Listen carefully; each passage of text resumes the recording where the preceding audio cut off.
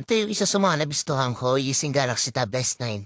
So, nakakapag-edit ako using Windows Software like Adobe Premiere, Illustrator, and Photoshop. Ito nga pala yung second screen kung saan nakokontrol natin ang ating laptop using our tablet. Nagulat lang ako dito kasi napaka-smooth na niya compare sa previous model. So, ganito lang siya gawin. Tap nyo lang second screen sa inyong tablet.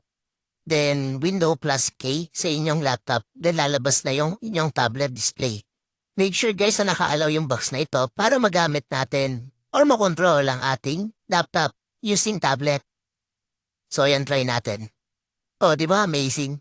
Sa mga nagtatanong mo sa nakakabili ng Galaxy Tab S9 series, so meron ako shinare dito na QR kung saan pwede kayong mag-scan para makabili ng inyong bagong tablet.